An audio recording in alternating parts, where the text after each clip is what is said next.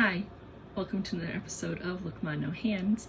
My name is Linda, and this is a podcast where I talk about all of my interests, which include crochet, reading, watching movies and TV. This week, what I'm wearing is just one of my favorite blouses. I probably had this for a little over 10 years. It's just a nice, lightweight, summery, breathable top, so that's what I'm wearing this week. What I've been stitching is a little bathing suit cover-up skirt. I had intended for it to be almost ankle length, but best laid plans. The yarn that I used at one point I realized is not going to be enough to make this skirt the length that I want, so I had to be okay with just stitching until there was nothing left, and the skirt ended up being not quite knee length, so perfect as a cute little bathing suit cover-up. Not quite what I had envisioned, but it's functional. It's a cute little accessory to have for just kind of hanging out on a hot summer day. So yeah, I made it with kind of like a shimmery yellow yarn, and then finished off the bottom edge with some of the same style of yarn but in white, so the bottom has like a little white scallop, which is a cute little detail. I added a drawstring to the waist just to make sure that it cinches up and stays put. So yeah, probably sometime this weekend I'll be putting that on just to kind of kick around and enjoy the nice hot summer weather.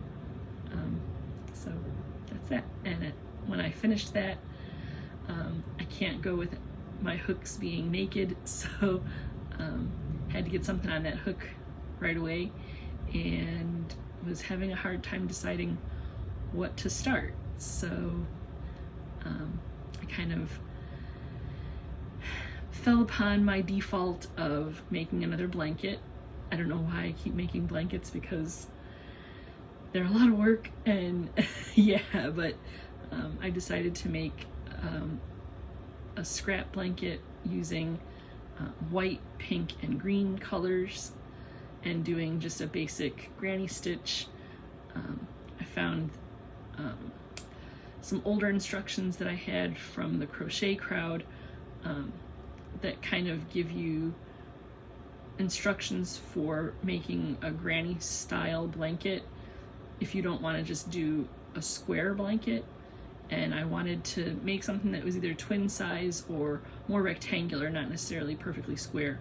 So I pulled out those instructions to figure out what the starting chain should be, and then just kind of went from there.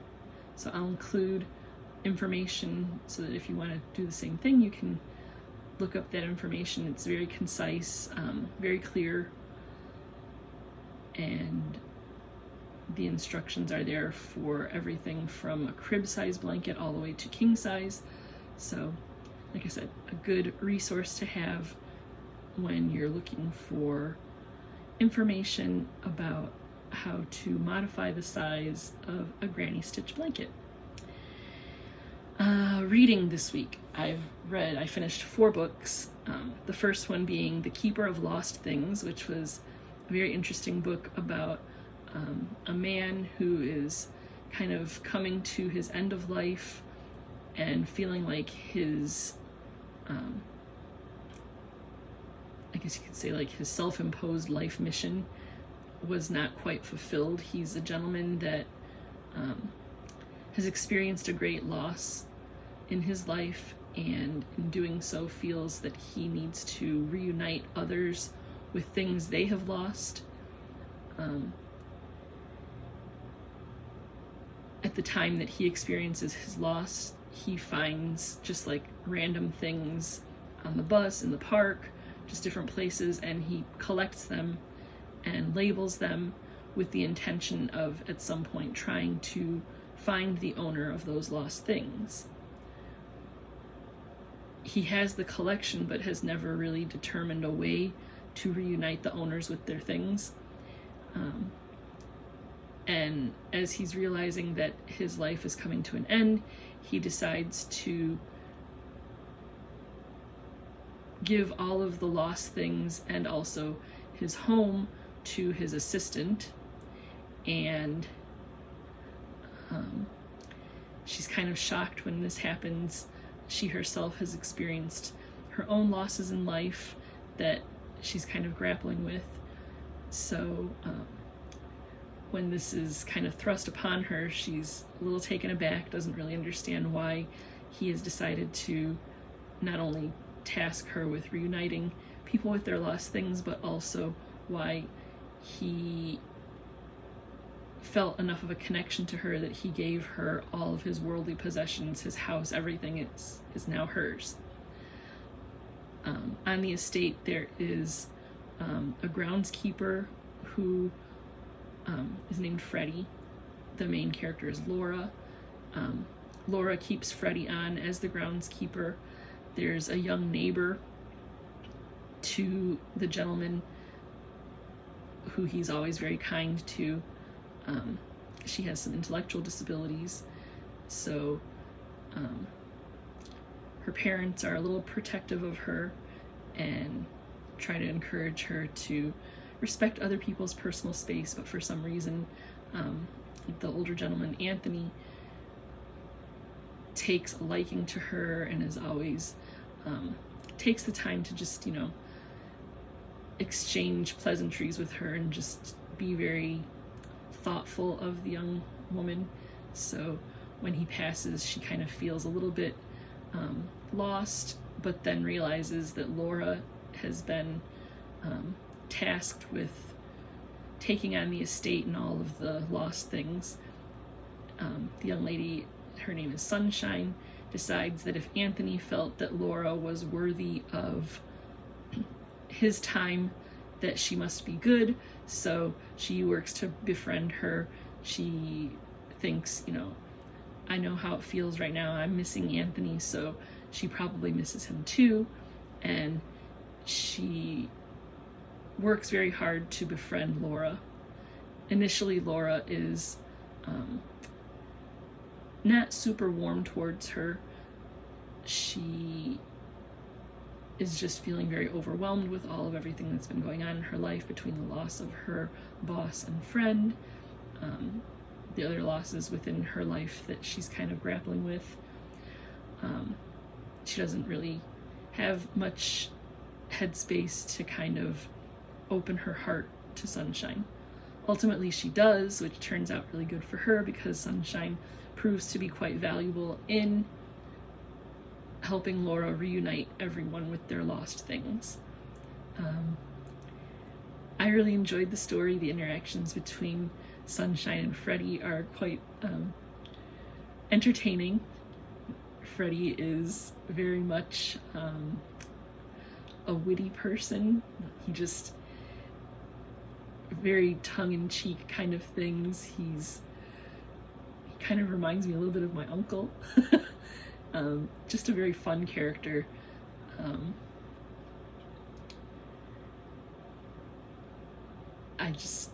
He was a good character, great interactions between him and Sunshine. He proves himself to be quite helpful to Laura in reuniting all of the people with their lost things. And those three characters develop quite a friendship, and it's just a fun story to see unfold. So that one is definitely one that I would recommend. The Keeper of Lost Things by Ruth Hogan. And then I read Henry Winkler's memoir, which is titled Being Henry, The Fonz, and Beyond.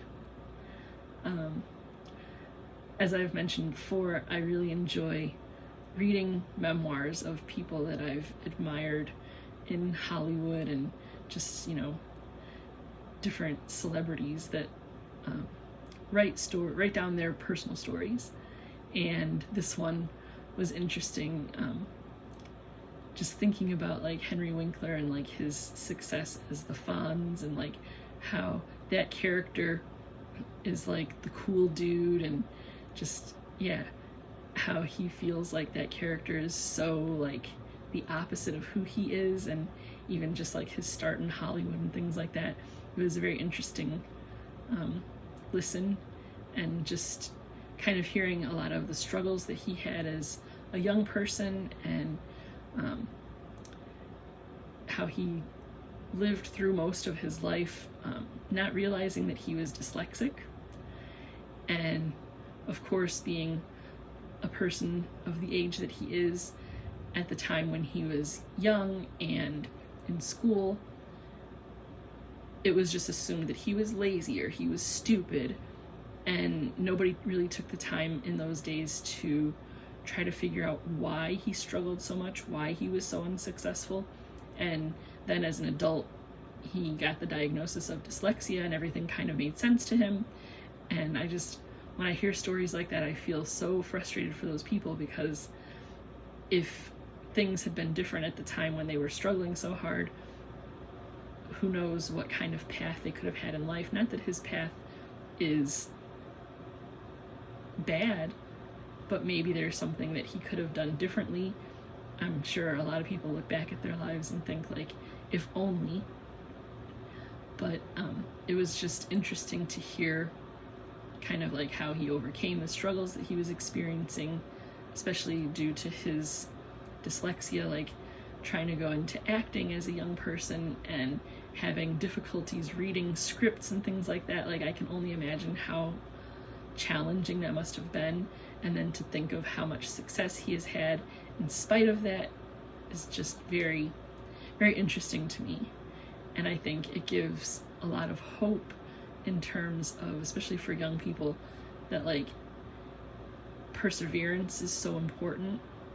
And even people that are incredibly successful come up against some of the biggest struggles you can imagine. So it kind of puts things in perspective that like nobody's life is perfect, and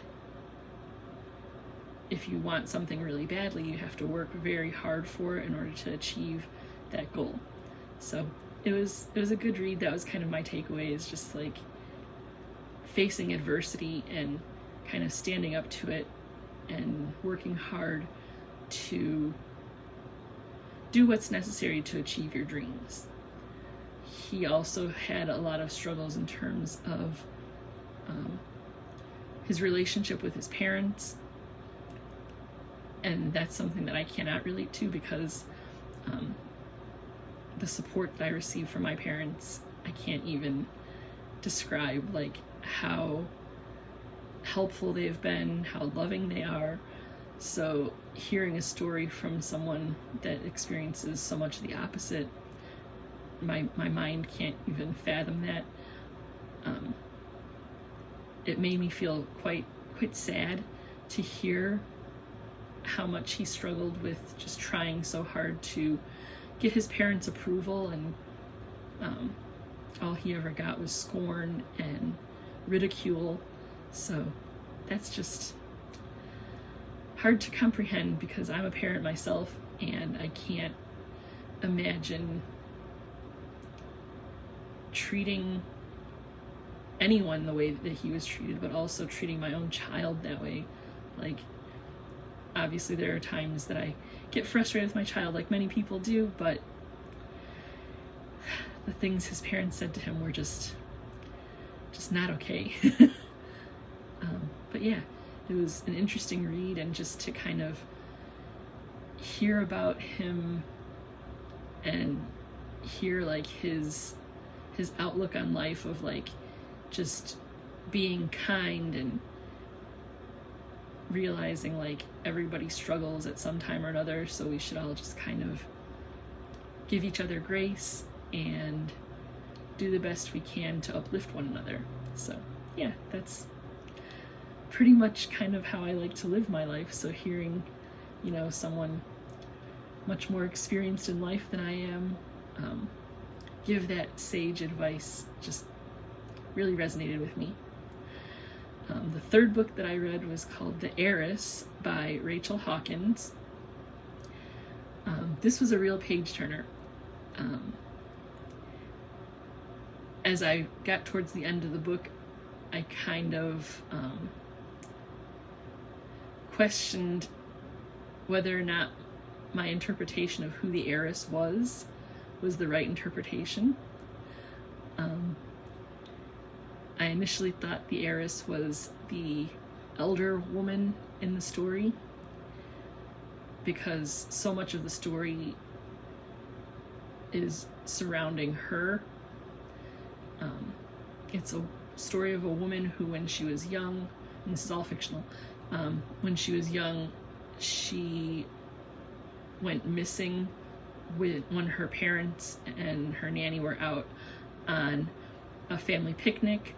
It was a matter of the mom thought that the nanny had the little girl, and the nanny thought the mom had the little girl, when in fact neither one of them did. And they were near a wooded area, and it's assumed that she kind of disappeared into the woods. As the story goes, someone found her in the woods and basically claimed her as their own.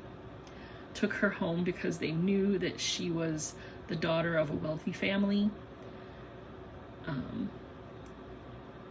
After more than a year of searching for her, she was found. The story goes that the man that kidnapped her was an employee of the father. The man's wife experienced her own child loss, and as a way to console her, he figured, well, this child is about the same age as my child, so I'll just take her home and we'll live happily ever after. Things kind of unravel from there, and in like finding the girl, things just, it was kind of a convoluted he said, she said kind of thing, where the way the news reported the story was that they found the little girl, the employee was arrested and put in jail. He tried to escape from jail, and in doing so was shot dead.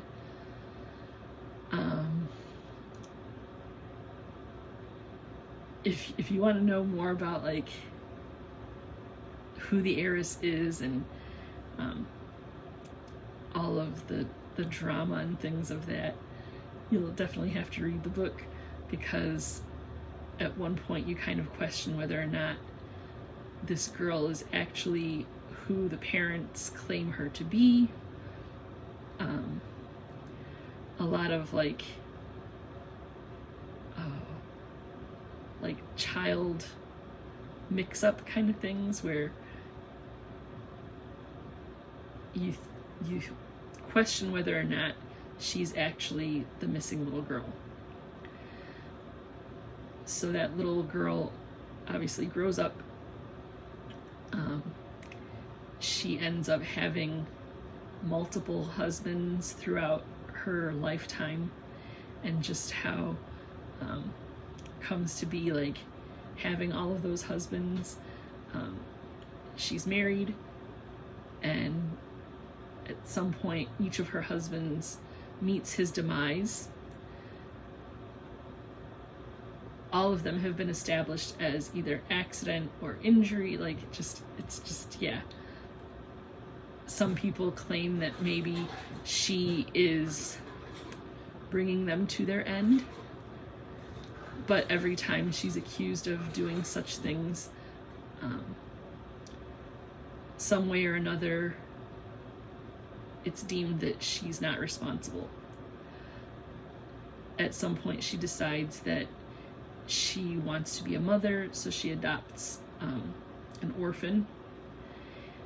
Her sister and her family are not happy about this, because now that means she has an heir to her fortune, when once she's gone, the fortune would default to her sister and all of her family.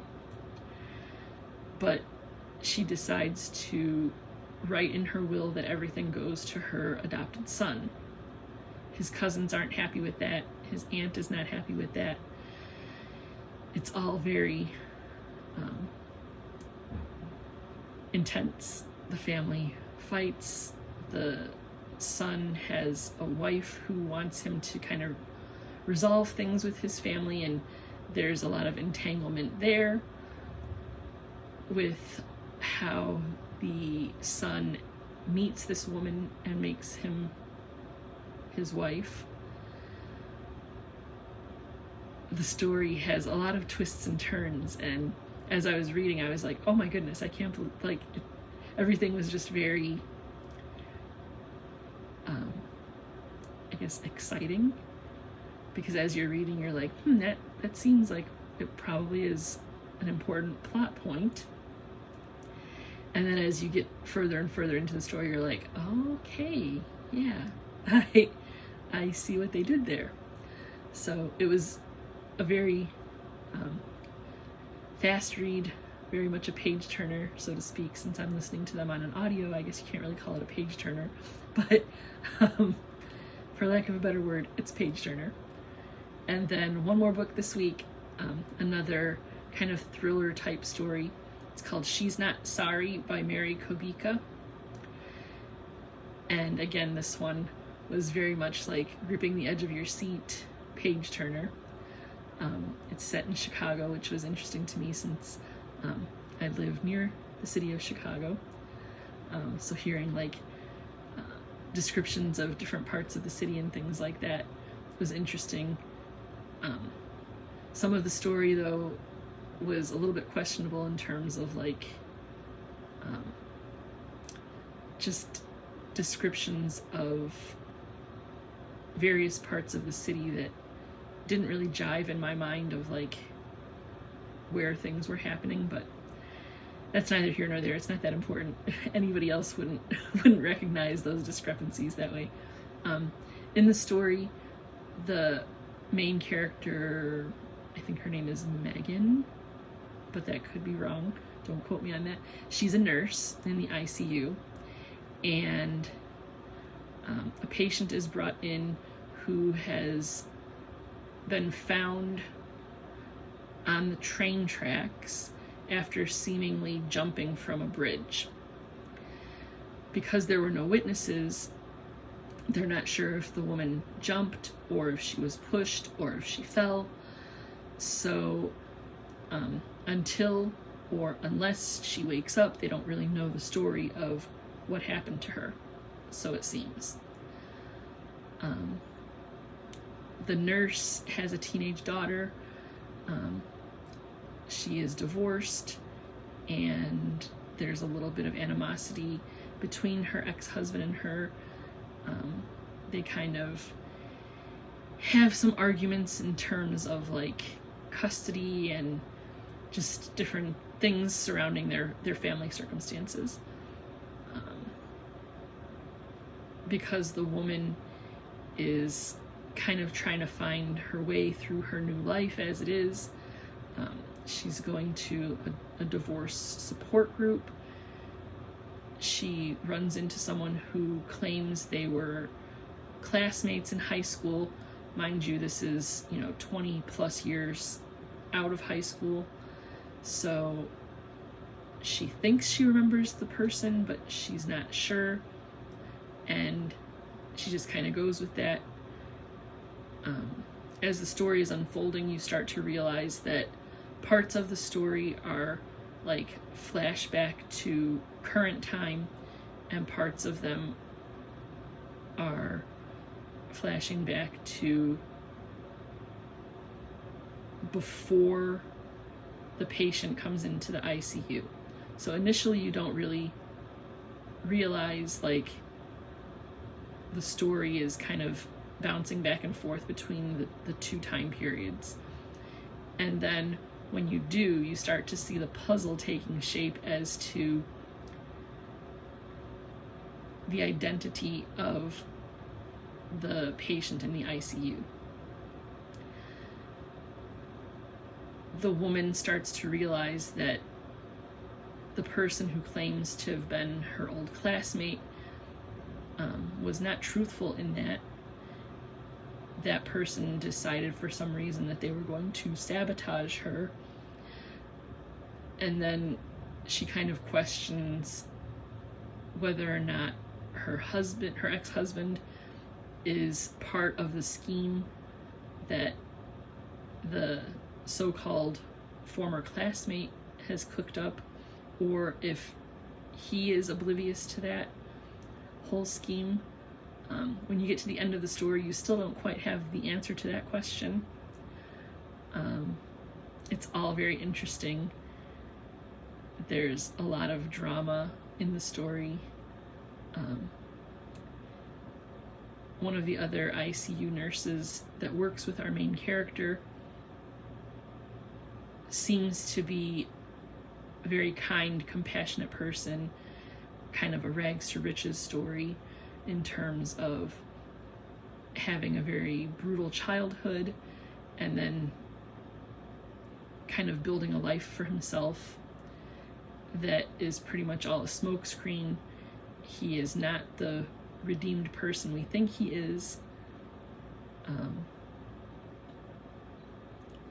That causes some strife for our main character.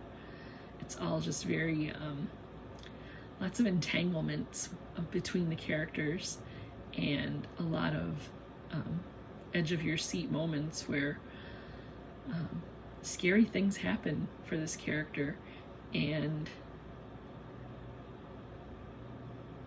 it just kind of makes you think, like, who are the bad players in our own lives that we can't even imagine, like, what their lives are like. They only present to us what they want us to see. So yeah, definitely like intense, kind of make you almost paranoid looking over your shoulder all the time of how things are not quite what they seem. So it was a very interesting story. The title is She's Not Sorry by Mary Kubica. It must be a pretty popular book right now because my reason for kind of powering through the story was there was a waiting list for it. So I was like, okay, let's get this done so that the next person can get their copy of it. Yeah, it was a good read. So that one is another one that I highly recommend. And then finally, what we've been watching this week, our daily watch of General Hospital, Who's the Boss, Everwood, all of those things. We watched the movie Swing Kids. It was the 1993 version. In that movie, it's a story of youth in Germany during the World War II era. It claims that it's a true story. I don't know if it is or not. I didn't do any research on it, but definitely a very interesting movie to watch, considering that we're like 80 years out from that, almost 100 years ago, and how some of that historical stuff is still very relevant to this day, and how politics can kind of prey on the youth, and propaganda plays a big part in just how things can change and how bad players can come to power.